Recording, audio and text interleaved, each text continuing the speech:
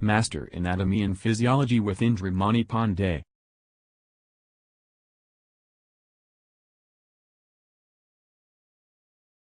Guys, this is another lecture about tissues.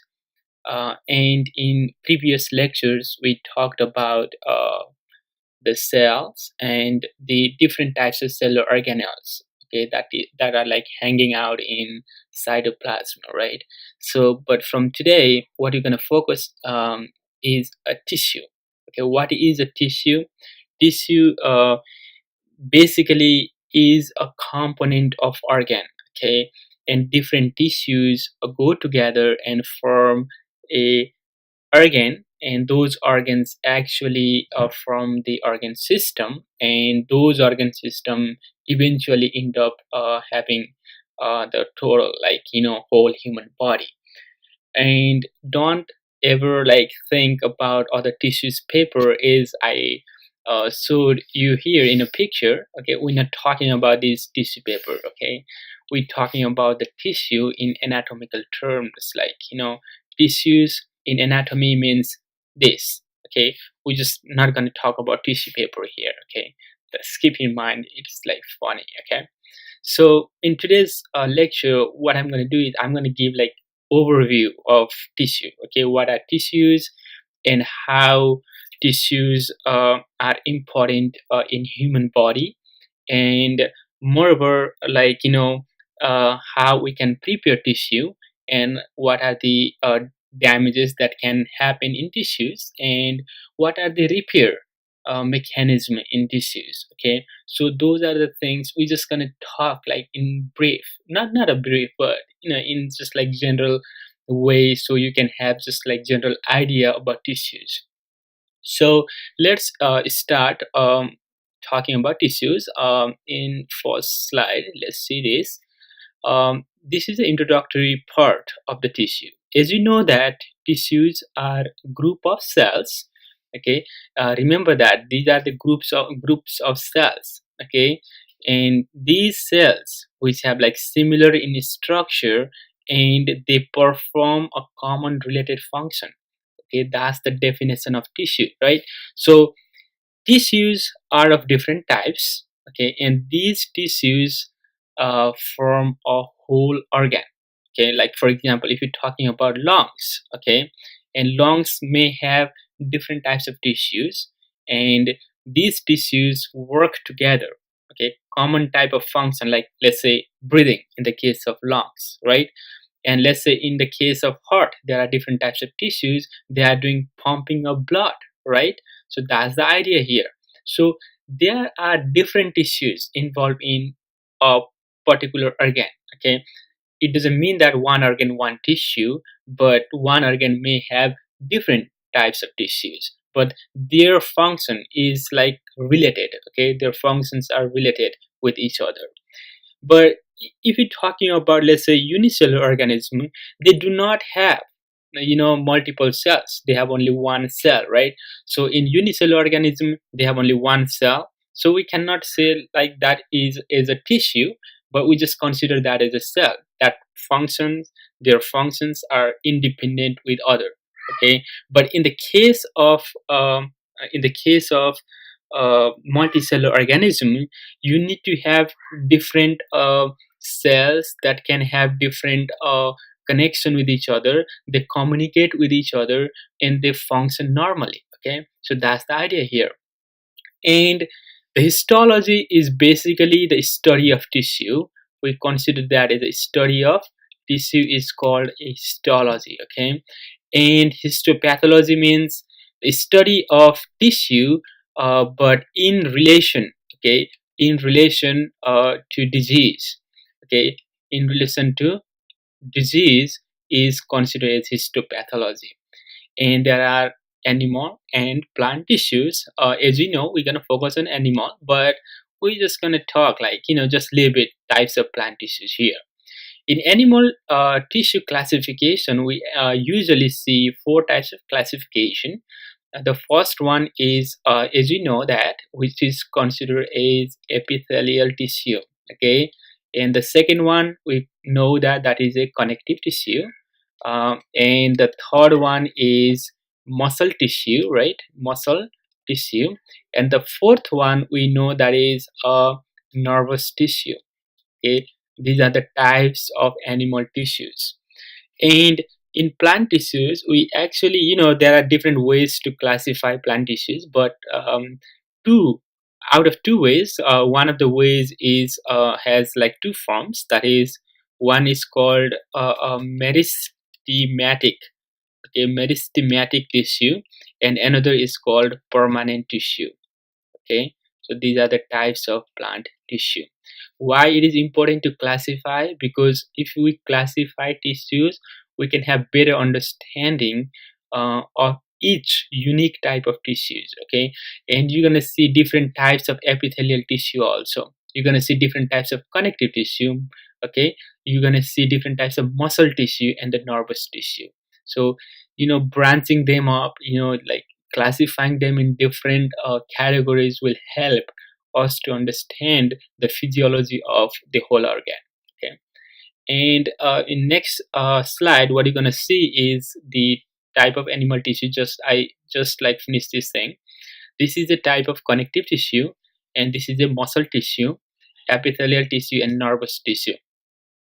And this is just like the category. This is a big picture. Okay, we're gonna go in detail about this in our future lectures. Okay, so just keep in mind, in animal cell we usually divide tissues in four types: connective, epithelial, muscle, and nervous tissue. Okay, let's go to the another slide.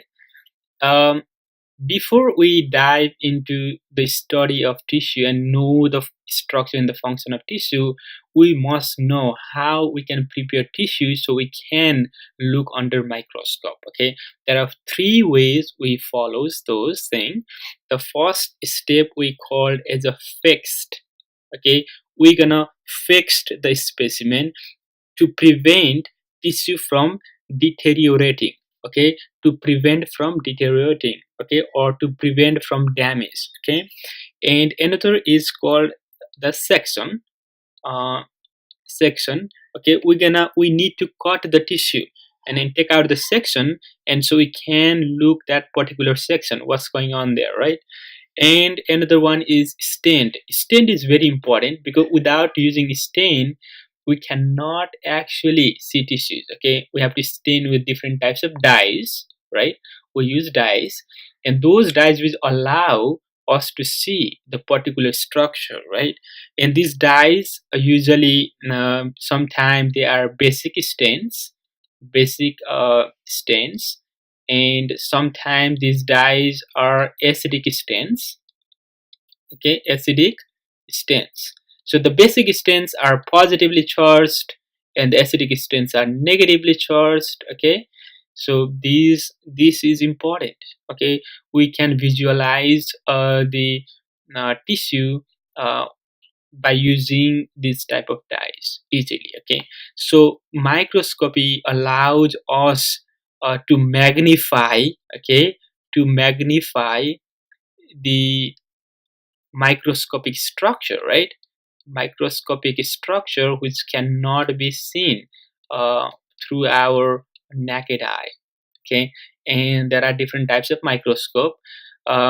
Commonly in lab, in a general lab, in college level, we use light microscope. We can have transmission electron microscope and scanning electron microscope. Transmission electron microscope and the light microscope, what is the difference is light microscope we usually use a common dyes like acidic and the basic, right? In transmission electron microscope we usually use like heavy metal salts, okay, as a staining. Okay, heavy metal salts. And scanning electron microscope is basically without cutting any section. We can just like in the case of scanning electron microscope, we can have like 3D picture of an on sectioned tissue surface. Okay, so on sectioned, we don't need to cut, on sectioned tissue surface. So tissue surface, right? So that's the idea of these things. And let's move on to the another slide. Okay, so tissues are not always healthy. Sometimes they get damaged, and sometimes our body has have the capability to repair those things. Okay, and it is important to understand the tissue damage, because in our medical field, if someone has tissue damage, what does that mean? Okay, so what are the causes of tissue damage, and what led to the symptoms of tissue damage, and how can we repair the tissue damage? Those are the critical steps that we every day we face in clinical area, right? So think of burns, UV radiation, chemicals, infectious agents, and the aging are the common cause of tissue damage. And it takes time for the tissue repair. Sometimes our body system unable to repair the tissue, so we need medical attention here. Okay, we have to use some kind of drugs for that. Okay, sometimes our body can repair, but sometimes our body is unable to repair tissues. So that's the idea. So if you see some kind of like damage like this here, okay, it can lead into like this kind of scenario. Okay, this is the late stage. Okay, your body is unable to repair or restore the previous structure, so you need medical attention here. And you might like thinking of what is this picture about. This picture is an example of, as you know, this is very common, bed sore. Okay, it is a type of decubitus ulcer, and it is resolved from a continuous pressure on a certain area of the body. Okay, if the patient is lying in one position for a long period of time, what's going to happen is, due to the constant heavy pressure on certain area, the blood flow will be restricted, and that will cause the tissue damage like this. Okay, that's why we have to move patients, allow them to do some kind of, just like general like exercise. If they cannot stand, we just can, like, just move their body parts so the blood flow can happen. Okay, and it is very critical to understand. And the final slide, what I'm going to talk about is what will be the outcome of this series of lectures. You will be able to identify different types of tissues at the end of the semester or end of the course, and you're gonna locate those tissues where they actually can be found, and you can you will be able to understand the function of each tissue, and you will be able to connect the tissue and the physiological function in human body. Okay, and I just give you one structure so you can use your background knowledge to think of these things. What do you think? What kind of tissue might be? Okay, there is a brain involved. It should be nervous, right? It should be nervous tissue.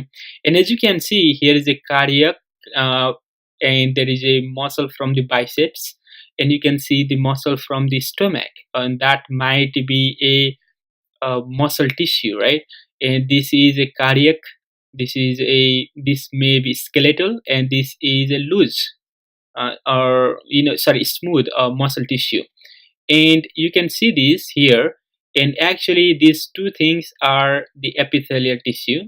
Okay, epithelial tissue. And these are, okay, look, this tendon, this one is tendon, and this is bone, and this is fat, so it must be connective tissue. Okay, so what I want to mention here is basically the nervous tissue involved in nerve impulses, right, communication. Muscle tissues involved in contraction of the muscle, which eventually lead into the movement. Okay, the epithelial tissue usually forms the boundaries. They protect, they secrete, they absorb, and they filter. Okay, so their function is very huge. Okay, so epithelial tissues are most abundant in human body. And we have connective tissue, which includes tendons, bones, and fats, right? Their main function also include a protective function and the supportive function, because bones are supportive in nature, and these tendons are also supportive, right? And they also protect the vital organs like rib cage, protecting the inner organs like lungs and heart.